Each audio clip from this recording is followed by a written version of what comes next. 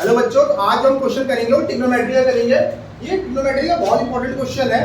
Question ये है the angle of elevation of theta of the top of a light house as seen by a person on the ground is such that tan theta is equal to 5/12. When the person moves a distance of 240 meters, the lighthouse, the angle of elevation becomes phi such that tan phi is equal to 3/4. Find the height of the lighthouse. इस question को कहना चाहता है कि कोई एक person है जो नीचे से एक लाइट हाउस को देख रहा है। एक पर्सन है जो नीचे से लाइट हाउस की तरफ देख रहा है। जब वो लाइट हाउस की तरफ देख रहा है, यहाँ पर वो एक एंगल बना रहा है जिसको उसने बोला है थीटा। फिर वो कह रहा है कि जब वो पर्सन लाइट हाउस की तरफ बढ़ा, थोड़ा सा आगे गया, कितना आगे गया ये मेंशन है, हम यहाँ नेमिंग कर देंगे ए बी सी डी। बच्चों ये आपने ध्यान रखना है कि जो नेमिंग करो आप तो इस सीरीज में नीचे ए बी सी और डी। जब ये आगे लाइट हाउस की तरफ बढ़ेगा तो हमें पता है, दिया हुआ है उन्हें क्वेश्चन में कि कितना बढ़ेगा वो आगे 240 मीटर्स बढ़ेगा। 240 metres toward the light house. तो ये 240 मीटर का डिस्टेंस कवर करेगा। फिर यहाँ से वो एक और एंगल ऑफ एलिवेशन बना रहा है। फिर वो थोड़ा सा आगे बढ़ा, जैसे अभी उसने यहाँ से लाइट हाउस को देख रहा है, फिर वो थोड़ा आगे बढ़ेगा। फिर उसने देखा, जब आपको पता है कि जो लाइट हाउस के आगे बढ़ेगा तो एंगल बदलेगा, ऑब्वियस सी बात है। जब एंगल बदलेगा तो उसने उस एंगल को जो नाम दिया है वो फाई दे रखा है। अच्छा, हमें यहाँ पर उन्होंने यहाँ पर tan थीटा की वैल्यू दे रखी है 5/12 दे रखी है। तो अब हम इसे कैसे करेंगे क्वेश्चन को, इसका अप्रोच करने का सबसे आसान तरीका क्या है। हम सबसे पहले जो चीज देखते हैं, दो ट्रायंगल्स होते हैं इसमें। दो ट्रायंगल्स में एक कॉमन साइड जरूर हमें मिलनी चाहिए। तो अगर आप देखोगे, अगर आप पहला एक ट्रायंगल लोगे, इन ट्रायंगल ADC की अगर मैं बात करूंगा, और जो दूसरा ट्रायंगल है ABC, दूसरा ट्रायंगल है हमारा BCD। अगर हम दोनों में ट्रायंगल की बात करेंगे तो आप देख सकते हो CD और CD जो है दोनों में कॉमन आ रहा है, जो बहुत जरूरी है। पहले हम इसको ट्रायंगल को लेंगे, इन ट्रायंगल ADC। हम यहाँ पर ट्रायंगल ADC में लेंगे, हमें क्या निकालना है, यहाँ हाइट ऑफ द टावर निकालने, इसे हम H मान लेंगे, DC को हमने H मान लिया। आप इसे डायग्राम में शो कर सकते हो, बोर्ड्स में कोई मार्क्स नहीं कटेगा आपका। तो हम जब इस ट्रायंगल की हाइट को H, लाइट हाउस की हाइट को H ले लेंगे, फिर हम इसमें अपना फॉर्मूला लगाएंगे tan theta is equal to perpendicular upon base. tan theta की जो वैल्यू होती है परपेंडिकुलर अपॉन बेस होती है। यहाँ पर जो परपेंडिकुलर है वो हमारे पास DC है और बेस हमारे पास AC है। और tan थीटा की वैल्यू जैसे इन्होंने गिवन है आपको, आप यहाँ देख सकते हैं कि tan थीटा की वैल्यू इन्होंने 5/12 दे रखी है। हम यहाँ इसकी वैल्यू यहाँ पर पुट कर देंगे। ठीक है बच्चों, हमने यहाँ पर इसकी वैल्यू यहाँ पर पुट कर दी। हम इसको यहाँ से, क्योंकि मैंने आपको बोला है कि DC हमारा कॉमन है, तो हम DC को ले लेंगे। DC की वैल्यू आपको पता है H है, हम इसको H is equal to 5/12 AC into AC रख लेंगे और ये हमारी पहली इक्वेशन बन जाएगी। फिर हम जाएंगे दूसरे ट्रायंगल की तरफ। तो हम दूसरे ट्रायंगल की तरफ जाएंगे, ट्रायंगल लेंगे BCD। यहाँ पर भी हमारा परपेंडिकुलर अपॉन बेस लेंगे। हमारा जो परपेंडिकुलर होगा 10, अब ना हमारा जो एंगल है वो कितना दे रखा है, फाई दे रखा है इन्होंने हमें, तो हम लेंगे tan फाई। जब हम tan फाई लेंगे तो tan फाई में परपेंडिकुलर हमारे पास क्या है H और बेस क्या है हमारे पास BC।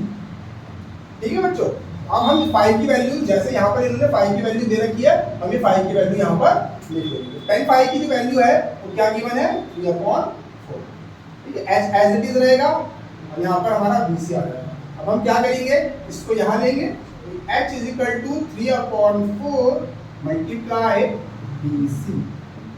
ठीक है, अब आप देख सकते हो यहाँ पर H की वैल्यू हमारे पास क्या है 5/12 इंटू AC। यहाँ से हम इसकी वैल्यू इसमें यहाँ पर पुट कर सकते हैं। तो हम यहाँ पर लिखेंगे फ्रॉम इक्वेशन। आपको हर एक स्टेप लिखना बहुत जरूरी है कि बोर्ड्स में हर स्टेप से मार्किंग होती है। फ्रॉम इक्वेशन 1 हमने यहाँ पर H की वैल्यू यहाँ से पुट कर दिया। तो यहाँ पर जो हमारी H की वैल्यू आएगी वो है हमारे पास 5/12 into AC equals to 3/4 into.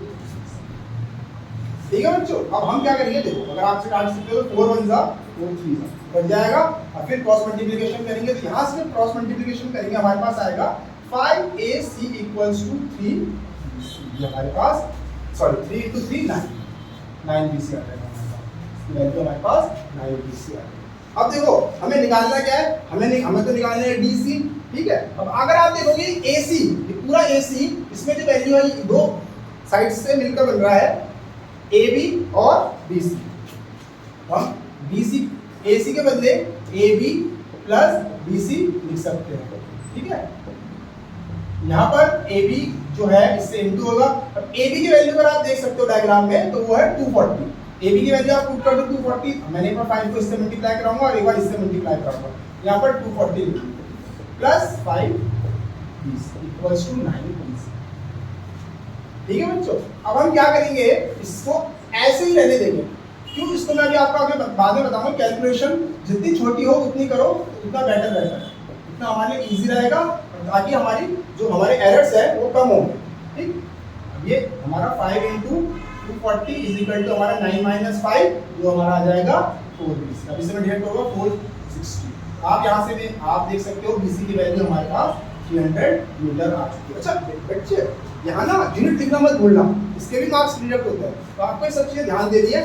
यहाँ से मेरी पीसी की वैल्यू आ गई 300 मीटर। आप किसी भी इक्वेशन में पुट कर दो, किसी भी इक्वेशन में पीसी को पुट करके आप हाइट निकाल सकते हो। आप सेकंड इक्वेशन में पुट करो, इससे करो, इसमें नहीं करोगे क्योंकि इससे फिर आपको वैल्यू ऊपर करना पड़ेगा। तो मैं सेकंड इक्वेशन में बीसी की वैल्यू पुट कर रहा हूँ। तो आप देख सकते हो 3/4 h इक्वल्स टू 3/4 बीसी की वैल्यू 300 हो गई। यहाँ पर 4 7 28, 4 5 20, h इज इक्वल टू आ गया हमारे पास 225 मीटर। तो ये बच्चों, ये हमारे पास आ गई height of the light house. तो दोबारा से बता रहा हूँ आपको, क्वेश्चन में उसने क्या बोला, उसने क्वेश्चन में बोला कि आपने पहले एक पर्सन है, उसने लाइट हाउस को देखा, उस समय उसने जो एंगल बनाया वो थीटा बनाया, फिर वो 240 metres toward the light house गया, लाइट हाउस की तरफ गया, तो उसने जो एंगल बनाया यहाँ से वो फाई बनाया, इसे फाई बोलते हैं बच्चों। ठीक है, उसने जब ये फाई बनाया तो मैंने दो ट्रायंगल लिए, एक ट्रायंगल लिया एडीसी और एक ट्रायंगल लिया बीसीडी, क्योंकि दो ट्रायंगल की रिक्वायरमेंट है हमें हाइट एंड डिस्टेंस। यहाँ पर जो ट्रायंगल एडीसी लिया इसमें tan theta is equal to perpendicular upon base लिया। थीटा मैंने इसलिए लिया क्योंकि उसका गिवन एंगल है हमें, और यहाँ से मैंने tan थीटा की वैल्यू यहाँ पर क्योंकि ये गिवन थी, मैंने यहाँ पर tan थीटा की वैल्यू पुट कर दी 5/12। परपेंडिकुलर हमारे पास BC था और हाइट बेस हमारे पास AC होगा, तो हमने यहाँ पर लिख दिया। यहाँ पर DC की हमने DC को H माना। ये आपको डायग्राम में शो करना पड़ेगा, यहाँ आप लिख दो let DC equals to H, जो आपको सूट कर रहा है, दोनों ही सही रहेंगे एग्जाम में। H is equal to 5/12 into AC आ गया, क्रॉस मल्टीप्लाई हुआ, ये इधर आ गया। ठीक है, इसके बाद हमने दूसरा ट्रायंगल लिया जिसमें हमने tan phi is equal to H upon BC लिया। tan phi की वैल्यू कितनी हो गया 3/4 गिवन थी, मैंने यहाँ पुट करी। ठीक है, BC को मैं यहाँ ले गया, यहाँ मल्टीप्लिकेशन में आ गया, आपको पता है डिविजिबिलिटी इक्वल्स टू के इधर जाता है तो मल्टीप्लाई हो जाता है। ठीक है, यहाँ पर मैंने H is equal to 3/4 BC लिया सेकंड इक्वेशन में, और जैसे मुझे पता था H की वैल्यू यहाँ पर थी, यहाँ से मैंने H की वैल्यू रिप्लेस करके ये लिखी 5/12 AC, यहाँ से 4 3 12 काटा, इसे सॉल्व करा, मेरे पास आया 5 AC is equal to 9 BC। AC आपने देखा AC AB और BC से मिलकर बना है, तो मैंने AB प्लस BC लिख दिया, या आप इसका मल्टीप्लाई कर दो 5 BC। ठीक है, 9 BC। यहाँ से मैंने इसको आपको बोला था कि आगे कट मत करना, देखो जब मैंने आपको यहाँ बोला था, यहाँ देखो आसानी से ये डिवाइड हो गया। ठीक है, यहाँ से कट के BC की वैल्यू आ गई 300, फिर मैंने BC की वैल्यू सेकंड इक्वेशन में पुट करके हाइट निकाला। ठीक है बच्चों, ठीक, थैंक यू।